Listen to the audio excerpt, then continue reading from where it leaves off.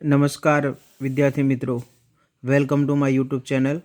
મિત્રો, હવે આપણે અગાઉના વિડીયોમાં પાર્ટ 1 અને પાર્ટ 2માં જે જીસીઆરટી દ્વારા પ્રશ્ન બેંક એ મૂકવામાં આવી છે તેનો વિડીયો હતો મિત્રો.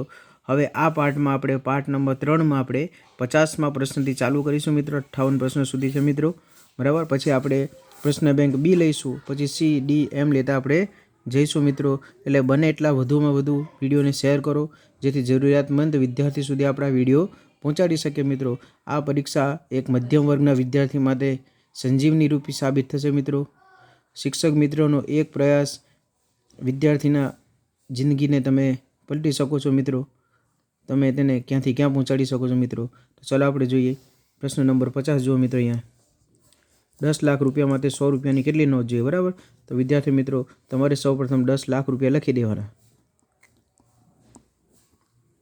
બરાબર ને. જો મિત્રો ગણો, એકમ, દશક, 100, 1000, 10,000, લાખ અને 10 લાખ મિત્રો 100 રૂપિયાની નોટ કીધી, એટલે 2 મીંડા કાઢી નાખવાના મિત્રો. બોલો કેટલા વધે? કમ, દશક, 100, 1000 અને 10,000 મિત્રો. તો આનો જવાબ આવશે 10,000 રૂપિયા. 10,000 નોટો જોવે, બરાબર.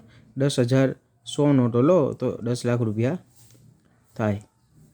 ચાલો મિત્રો, અહીંયા જો 15 સેન્ટીમીટર ચોરસમાંથી 1 સેન્ટીમીટર બાજુવાળા વધુમાં વધુ કેટલા ટુકડા કાપી શકાય મિત્રો. તો આપણે તેનું ક્ષેત્રફળ ગણી નાખવાનું. 15 ગુણ્યા 15 મિત્રો 200 ને, જો મિત્રો અહીંયા મેં કરેલું છે, આ એનું ક્ષેત્રફળનું સૂત્ર છે 15 ગુણ્યા 15 બરાબર 200 ને 15નો વર્ગ 225. ના આવડે તો ગુણાકાર કરી લો. Option C. આપેલ આકૃતિમાં ઘાટો કરેલો ભાગ શું દર્શાવે છે મિત્રો, બરાબર. એટલે કે કેટલો ભાગ રોકે છે. જો મિત્રો, આ બે ભાગને આપણે ભેગા કરી નાખીએ, કુલ ભાગ કેટલા છે. જો મિત્રો, કુલ ભાગ છે 1, 2, 3, 4, 5, 6, 7 અને 8. 8માંથી કેટલા ભાગ ઘાટા કરેલા હતા કે 2, બરાબર. એટલે 2નો ઘડિયો બોલો, 2 ચોકા ને 8, એટલે 1/4 ભાગ દર્શાવે છે, બરાબર મિત્રો. ચાલો અહીંયા જો, એક ચોરસ મેદાનની લંબાઈ 100 મીટર છે, તેમાંથી 25 મીટર લંબાઈ અને 20 મીટર પહોળાઈના કેટલા પ્લોટ બનાવી શકાય મિત્રો, બરાબર. તો પહેલાં આપણે 100 મીટર જેની લંબાઈ છે એનું ક્ષેત્રફળ શોધી નાખવાનું. તો કે ભાઈ ચોરસ છે 100 ગુણ્યા 100 બરાબર કેટલા થાય? 10,000 ચોરસ મીટર, બરાબર. હવે આપણે લંબાઈ એના લંબચોરસ બનાવવાના છે, બરાબર. કેટલા લંબચોરસ પ્લોટ બને, તો આપણે લંબચોરસનું ક્ષેત્રફળ શોધી નાખીશું. જો મિત્રો, અહીંયા 25 મીટર લંબાઈ અને 20 મીટર પહોળાઈ, 25 દુ 50 એટલે 500 ચોરસ મીટર, બરાબર. હવે જો આપણે એક પ્લોટ 500નો છે, આપણી પાસે જગ્યા છે કુલ 10,000, બરાબર. તો 500 10,000 ભાગ્યા 500, 2 મીંડા ગયા. ચાલો કેટલા પંચે 100, 20 પંચે 100 મીટર, બરાબર. આનો જવાબ આવશે 20 પ્લોટ. ચાલો, 1/3 ચોકલેટનું વજન 30 ગ્રામ હોય તો આખી ચોકલેટનું કેટલું વજન થાય મિત્રો, બરાબર. જો મિત્રો, અહીંયા શું છે, 1/3 ચોકલેટનું વજન 30 ગ્રામ હોય તો આખી ચોકલેટનું વજન કેટલું થાય, બરાબર. હવે એનો મતલબ શું થાય કે 3 ભાગમાંથી 1 ભાગનું વજન 30 ગ્રામ છે. હવે 3 ભાગ છે, બરાબર. તો આપણે શું કરીશું, એને ગુણ્યા, જો ચાલો બીજા ભાગનું પણ 1 ભાગનું 30 ગ્રામ થાય. આ રીતે બીજો ભાગ છે એનું પણ 30 ગ્રામ થાય. ત્રીજો ભાગ છે એનું પણ 30 ગ્રામ થાય. તો કુલ કેટલું થાય મિત્રો? 30, 30, 30, 90, બરાબર ને. એટલે કે 3ના અહીંયા 3 ભાગ પાડેલા છે, સમજી ગયા. એમાંથી 1 ભાગનું 30 છે, એવો બીજો ભાગ 30 અને એવો ત્રીજો ભાગ. ત્રીજો ભાગ એટલે 3માંથી 3, એટલે એક આખી ચોકલેટ થઈ જાય. અને જવાબ આવશે ઓપ્શન ડી, બરાબર. ચાલો, રમેશ 4 નોટબુક ખરીદી છે, દુકાનદારને 100 રૂપિયા આપે છે, બરાબર. દુકાનદાર રમેશને 8 રૂપિયા પરત આપે છે. એનો મતલબ એમ થાય કે રમેશે 92 રૂપિયાની નોટ ખરીદી. 4 નોટ કેટલી? 92 રૂપિયાની. ચાલો તેનું ગણતરી કરીએ આપણે. તો ભાઈ જો, 4 નોટના 92 રૂપિયા, તો 1 નોટના કેટલા, બરાબર. તો 92 ભાગ્યા 4, 4 દૂની 8, 1 વધે, 4 તેરી 12. ચાલો, તો 1 નોટના કેટલા રૂપિયા થયા મિત્રો?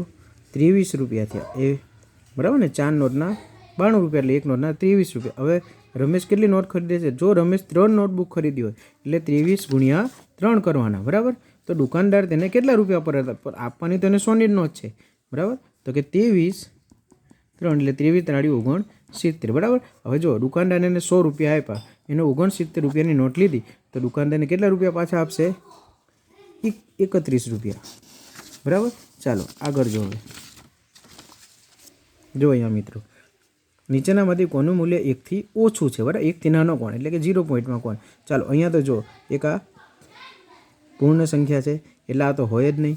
અહીંયા જો મિત્રો અહીંયા શું અશુદ્ધ અપૂર્ણાંક છે. અશુદ્ધ અપૂર્ણાંક હંમેશા 1થી મોટા હોય છે. હવે રહી આ બેની વાત, બરાબર. તો અહીંયા જો 2/3 છે એને તમારે 2/3 કરી લેવાના.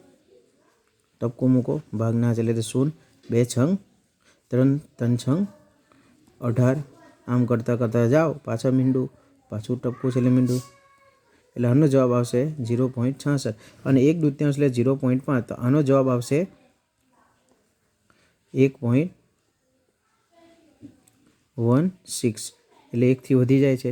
તો હવે રહ્યો ઓપ્શન બી મિત્રો, બરાબર. એટલે આનો જવાબ આવશે ઓપ્શન બી. ચાલો આ પ્રશ્નોમાં છે મિસઅન્ડરસ્ટેન્ડિંગ જેવું છે એટલે આપણે પ્રશ્ન નંબર 58 લઈએ, બરાબર. હું એવી સંખ્યા છું જેને 4 વડે ભાગીએ તો 1 શેષ વધે અને 6 વડે ભાગીએ તો પણ 1 શેષ વધે. તો બોલો હું કોણ? તો ચાલો હવે આમાંથી એવી સંખ્યા આપણે શોધવાની છે જેને 4 વડે ભાગી શકો તો 1 શેષ વધે અને 6 વડે ભાગો તો પણ 1 શેષ વધે. ચાલો પહેલાં 9 લઈ લો. હવે 9ને તમે 4 વડે ભાગો તો 4 દૂની 8. જો મિત્રો 1 શેષ વધી. અને 9ને તમે 6 વડે ભાગો, 6 એકા 6 ને 6 દુ 6 એકા 6 તો કેટલી 3 શેષ વધે એટલે 9 તો આવે જ નહીં. હવે જો 12ને લઈ લો તો 4 તેરી 12, 0 શેષ વધે એટલે 12 પણ ના આવે. ચાલો હવે લઈએ 13.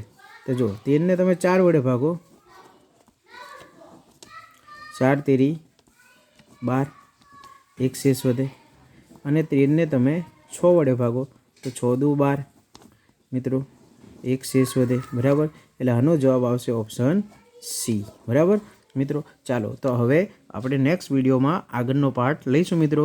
આ વિડીયો બને એટલો વધુમાં વધુ શેર કરો, ચેનલને લાઈક અને સબસ્ક્રાઈબ કરો મિત્રો.